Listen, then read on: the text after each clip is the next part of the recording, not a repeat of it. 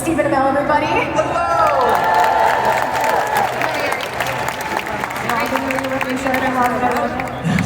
Yep. Same shirt I was wearing last Saturday. I love it. Yep. Okay, so we got some questions for you. I'm very excited for these questions. Good, as you should be. I redlined some, I greenlined them. I especially No pun intended. Yeah, But yeah, I'm ready. Let's go. Okay, but of course, you know me, I have to ask a wrestling question first. Is that okay? Ask me a wrestling question. Yes, please. Okay, so you teamed with Neville, right, in a match against Stardust and King Barrett. So I wanted to know, what was the toughest thing about training for that match? What was the toughest thing about training for that match? When I was training for that match, WWE was on a tour through British Columbia. So I went on the Saturday to Vancouver Island, which is the capital of British Columbia, and trained with Cody and, man, the people that were in that ring that night. Arn Anderson was one of the guys that helped me train. And then I trained with them again the next day when they had a show in Vancouver. And then that Monday night was when I did the run-in. And the most difficult thing that you will ever do in wrestling is very, very simple. It's the first thing that they ever have you do. Well, there's two things. We have time for two things? Okay. Running the ropes. They're not ropes, they're cables with tape over them. They hurt bad. So it's that. And what they do is they get you and they get you up and they put you in the middle of the ring and they say crouch down like this and then fall backwards. It's terrifying.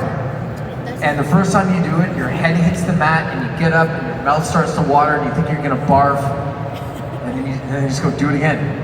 And they do it again, and then once you finally get it, they're like, okay, do it 100 times.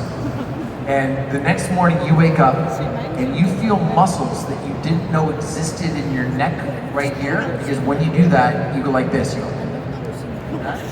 And it's bad. You have to like tuck your chin or else. Oh, here we You go. don't tuck your chin, you hit your head. I just saw Miss Piggy right there. This is a digital And you don't film. tuck your chin, you hit your head, and it really, really hurts. No, but Every it's time all you take a bump, pixelated. It's like being in a car crash. I don't think people realize how intense it is. Yeah, I mean, I don't want to speak too much to my buddy Cody's business, but if you're in the wrestling business for as long as he has been, he just straight up told me that when he's done, he's gonna have to have spinal surgery. Like he's gonna have to have a fusion done. There's no good way about it. There's no good way to fall. It is incredibly difficult in your body, and that's why I love it. There you go.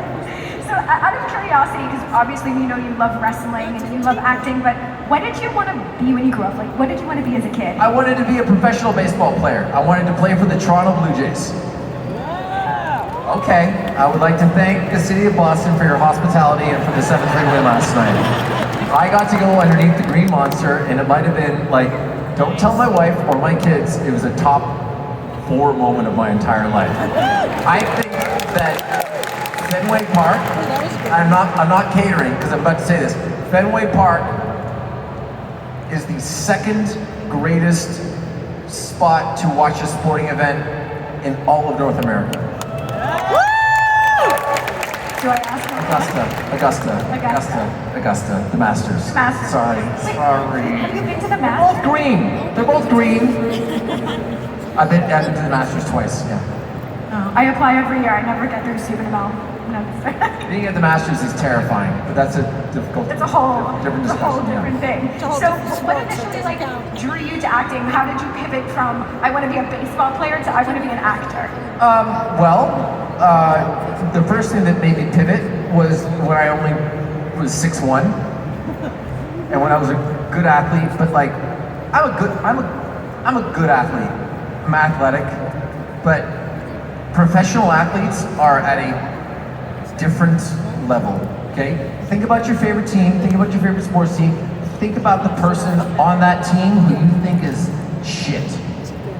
Okay, they are the best athlete from their town ever, right? Like, so I pivoted when I realized that I wasn't going to be a professional athlete, and then in my later, like in the latter part of my 20s, when you start to take stock of what makes you happy.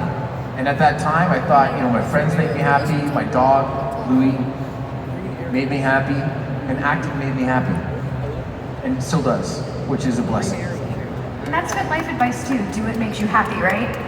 Listen, if you're not doing what makes you happy, there are no dress rehearsals. Like, this is it. So you might as well do what makes you happy. Steve, this isn't a dress rehearsal. Let's hope that this is as deep as it gets. Yeah. So, did you have like a lot of encouragement when you initially wanted to get into acting? Like, who were some of your biggest people that were behind you? No, people told me I was stupid. No, no. People were like, that's not a real career. And the thing that the advice that I would offer to aspiring actors is, you have to remember it is a career. Okay? Doctors don't start as surgeons. Okay? Like, you have to work. You have to build yourself up. My favorite part about my transition to California was that's when I started to treat it like a career. And if you look at my resume over a 2-year stretch, you will see guest star, guest star, guest star, recurring guest star, recurring guest star, lead, series regular, special guest star, lead. And that matters. The way that you behave on a set, understanding what people do, understanding how to hit your mark, understanding how to be a professional, understanding how to show up on time, that's 9/10 of the job. And the last 10% is the whole, like, I don't know, be creative. And obviously, you know, we get to see you in front of the screen, but what would you say are some of the biggest misconceptions about being an actor? Biggest misconceptions about being an actor? Sort of what I just said. It's a career. It's a vocation. There are moments where